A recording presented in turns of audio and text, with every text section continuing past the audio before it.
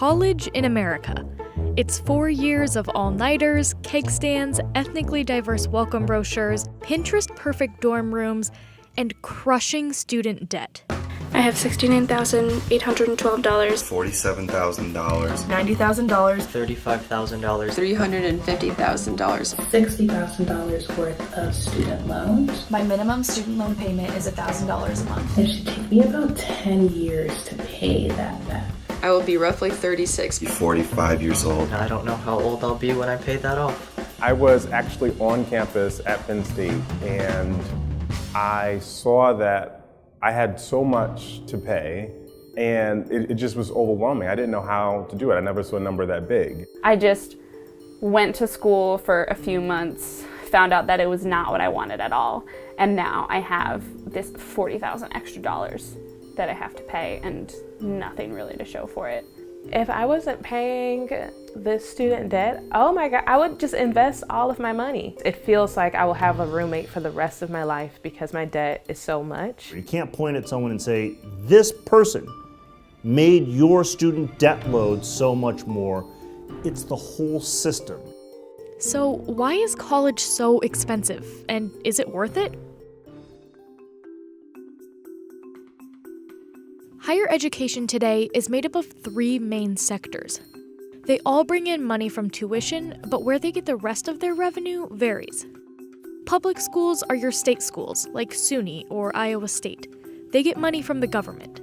Private for-profit schools, like the University of Phoenix or Capella University, get money from shareholders. And private nonprofits are those like Yale and American University. They get a lot of their money from donors. More on that later. But choosing a college hasn't always been so complicated.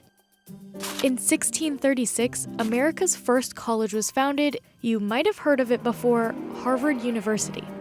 For hundreds of years, college in America was a pretty exclusive club to get into. But we've come a long way from Harvard's first graduating class of just 9 men in 1642. In 2018, more than 3 million Americans were expected to receive a college degree. The demographics of American higher education have been utterly transformed. In 1944, the GI Bill was signed into law, giving veterans money to attend school. The GI Bill of Rights looks after the money end, too. That's right. Tuition is taken care of, funds are provided for laboratory fees, books, supplies, and equipment are included. Just a few years later, nearly half of Americans enrolled in college were veterans. You cannot underestimate the GI Bill. This educated an entire generation of men, and some women too. And it opened the doors. People who hadn't even thought that they might go to college. The GI Bill changed what American families could aspire to. But not everyone was able to take full advantage of the bill's benefits. It was significantly harder for women and people of color to get the tuition money and enroll in college because of the widespread discrimination by both schools and banks. Dateline, Russia, October 4th, 1957. In a moment, the story. In the 50s, a little beach ball-sized satellite launched into space by the Soviet Union had a big impact on the American education system. The first Sputnik. People were worried about this clash between the Soviet Union and the United States, and suddenly it was popular to study science and math. It was patriotic. In the 60s, the civil rights movement helped push the doors open even wider to give women and people of color access to higher education. In those years, students at University of California schools paid less than $1,000 in registration fees, no tuition if you were a resident. But with the 70s came the taxpayer revolt. If you want something, you pay for it. Don't expect me to pay for it. It's your problem, not mine. And so what happened was the student loan process exploded. And then came the U.S. News and World Report. It was one of the luckiest or most ingenious publishing decisions ever. In 1983, U.S. News and World Report published a list of America's best colleges. It became a highly data-driven ranking. Every one of the criteria that U.S. News used depended on name recognition, traditional quality, prestige, and most of all, wealth. Rankings played a big thing for me. I was an athlete, and so I was pretty competitive. There have been a ton of new lists since the 1983 ranking, but the U.S. News and World Report still reigns king, and colleges keep a pretty close eye on it. If you ask them, they will say they pay no attention to it, but within the conference rooms of admissions office and provost office across the land, I can assure you they pay very close attention to it. One thing they're paying attention to are their test score averages. By the 90s, college started boosting base tuition and using the extra money to give merit-based scholarships to kids who tested well.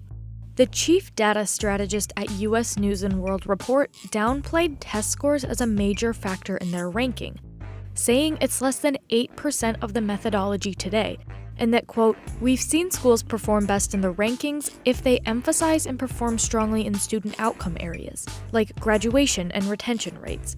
He also said they further decreased the weight of SAT and ACT scores. Tuition costs at both public and private colleges have doubled since the late 80s, even when you account for inflation. Even so, more Americans are getting college degrees. But state funding for public universities has taken a hit. States spent less on higher education in 2017 than they did in 2008 before the recession. And that means students are spending more. The tuition they're paying is a big moneymaker for colleges. 2017 was the first year ever that most state schools got more money from tuition than they did from government funding. If you're sitting in the state legislature and you're looking for money, the university system is one of your biggest costs. So when you realize, well, we cut them 2% last year, they didn't go out of business, let's cut them another 2%. What happens is you pass the buck. It goes from the taxpayer to the student. The average student graduates with about $37,000 in student debt. Altogether, the U.S. has $1.5 trillion of it.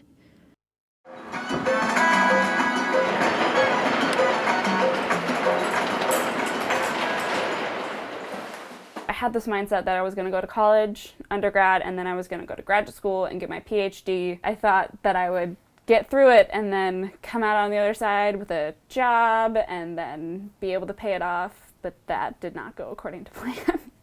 Rachel Brandt got her undergraduate degrees in math and economics from Iowa State. Then she moved to New York to pursue her master's in economics. She left grad school after her first semester to better cope with mental health issues she was going through.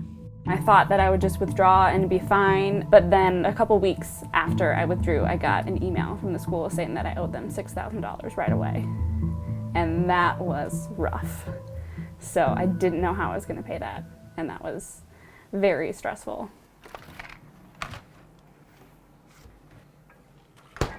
3, 4, 5, 6, 7 different student loans that all have to be paid with different interest rates. The number just keeps going up.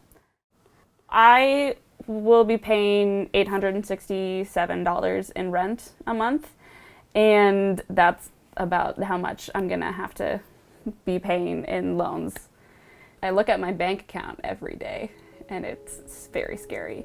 Rachel is far from the only one not to finish a degree she started. Only about 57% of undergrads complete their degree within 6 years. One option students turn to for a more flexible and at times more affordable path to a degree are for-profit colleges, like University of Phoenix or DeVry University.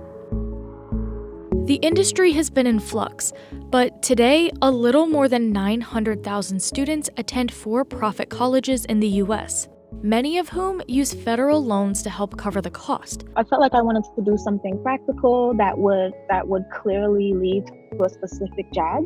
The Art Institute of New York City was suggested to me. Now, I really regret that it was because it turned out to be a terrible financial experience. Despite for-profits being just a small fraction of all colleges in the U.S., for-profit students default on their student debt at a much higher rate. China is a first-generation college student from New York who studied web design and interactive media at the Art Institute of New York City when it was run as a for-profit.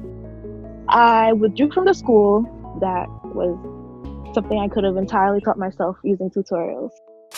For-profit schools date all the way back to colonial times. Not everyone could attend institutions like Harvard, so entrepreneurs saw a business opportunity and began teaching reading, writing, and trade skills for a fee. Benjamin Franklin was a big fan of for-profit schools and the practical skills they offered. In 1994, University of Phoenix's parent company, Apollo Education Group, went public and laid the groundwork for the for-profit education corporations of today. But this big business approach to education hasn't come without controversy. With so much money on the line, many turn to the schools that show the best numbers, the best chances at a new job when you graduate. But can you believe what some of those for-profit colleges tell you? When I went there for the so-called tour, it was basically a sales pitch. That should have been a red flag, but it wasn't, because I was 18 at the time and not having parents who completed college. You know, being a first-generation student, it's like I didn't have the discernment to just leave those kind of schools alone. The Art Institute did not respond to a request for comment. However, the director of Cato's Center for Educational Freedom defended the for-profit system, saying nonprofits make a lot of money too, they just distribute it differently. He said traditional colleges often use it to, quote, make the lives of people working in them more comfortable. He also said, everyone in higher education is almost certainly seeking profit, and there is little evidence that people in for-profit schools are less focused on students' best interest. Since China left, the Art Institute of New York City, along with 43 other Art Institute campuses, shut down. There are a number of lawsuits against various campuses. However, China's not able to qualify for loan forgiveness because she left the college just before the cutoff date. And she feels trapped. Since she hasn't paid off her student loans in full, she's not able to get her transcript. And she needs that to apply to state schools. So for now, she's enrolled in another for-profit school in the hopes of using the degree to apply to a master's program at a state school. I feel like these for-profit schools, they prey on people who already come from low-income backgrounds. Enter the nonprofits. Amari Lilton is from St. Louis, but went to undergrad at a private college in Chicago. Now, she works at an advertising agency in New York City and is paying off her more than $40,000 in student debt. You want to have the college dream without the student debt, because you're just coming into something and you feel like I'm going to have all this independence, I'll be able to pick my own classes, I'll have this freedom I've never had before. So you want to go to the coolest place you can. Every college wants to be the best. They want to compete with the next college. They want to attract the top students. That means they have to have the best facilities. They have to build new buildings. And remember tuition discounting? While the sticker price of nonprofit colleges are rising, so is the tuition discount rate. The price you see on a college website is higher than what many students end up actually paying. You would think that most of the money is going to the cost of running the school, but nearly half of undergrad tuition at nonprofits goes to help other people pay for their schooling. Amari didn't pay the full price of tuition at her private college, but she's still facing more debt than she was expecting. I just cried. Yeah, I just cried because I had no clue how I was going to do it. I dream about it. Like, it's always in my mind. Say I'm like going out to lunch and I'll just say like, oh my God, I hope this goes through, because I know they just took my money out. Like, I just hope. I want to double my payments by the end of this year, so $2,000 a month. My goal is to not go into my 30s with debt. If I could go to Wells Fargo and say like, I want a portfolio with all my best investments, like help me out, they wouldn't take me seriously because I have $250 in the bank. So where do we go from here? I've been studying this for a long time and advocating for reform, and this is the hardest type of problem to fix because it's structural. It's all of us. It's the whole market. Jarret Freeman ran for New York State Senate in 2016 when he was just 26 years old. I declare my candidacy for New York State Senate. And a big part of his platform was education and student debt. I was actually on campus and I saw that I had so much to pay, and it just was overwhelming. I didn't know how to do it. I never saw a number that big. Americans are becoming less convinced that a college degree is worth it. In 2013, 53% of people thought a 4-year degree was worth it. In 2017, only 49% of people thought so. I think that it's so ingrained in your head that you have to go to college, that college is the next step after graduation. I think in hindsight, I see that college is not for everyone. Overall, I feel a little jaded about college being worth it for everyone, or at least for certain students directly out of high school. Knowing what I know now, I would have even taken a few years off before I went to college. There's this idea that 18-year-olds are supposed to know what they want in life. And now that I'm turning 25 tomorrow, I still don't know exactly what's going on. That mindset could be a problem for the future job market.